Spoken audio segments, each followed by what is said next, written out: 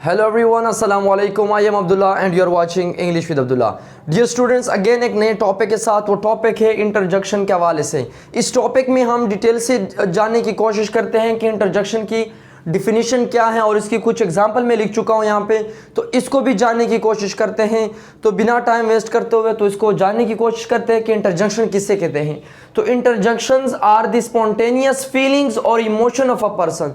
किसी शख्स या किसी इंसान की जो फीलिंग्स होती है, स्पॉन्टेनियस फीलिंग्स जो होती है या इमोशंस होती हैं, या तो ये सैड भी हो सकते हैं या खुशी वाले भी हो सकते हैं, फ्रस्ट्रेशन वाले भी हो सकते हैं।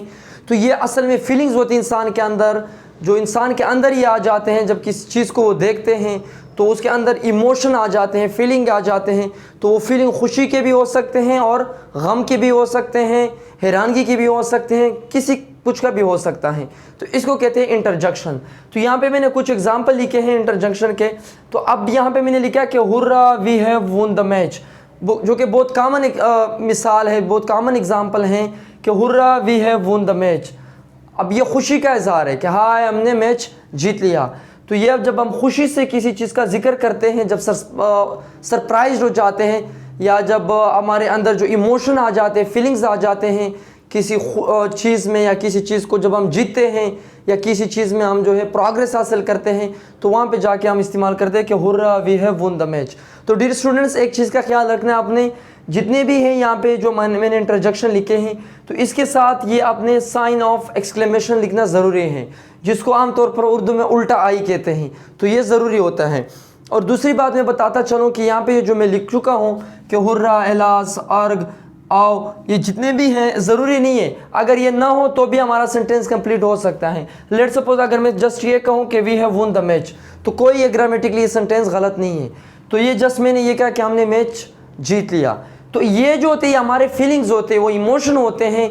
जब मैच जीतने के टाइम पर हमारे अंदर जो फीलिंग्स या इमोशन आ जाते हैं, वो असल में यही होते हैं। सेकंड नंबर पे मैंने लिखा है कि अल्लास शी फेल्ड इन एग्ज़ाम।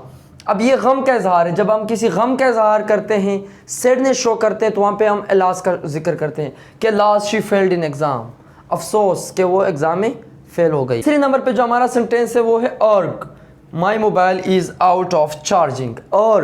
अर्ग ये एक फीलिंग्स ऑफ फ्रस्ट्रेशन है कि ये मोबाइल टूवर्ड्स मोबाइल है कि मेरा मोबाइल का जो चार्जिंग है वो ख़त्म हो गया है।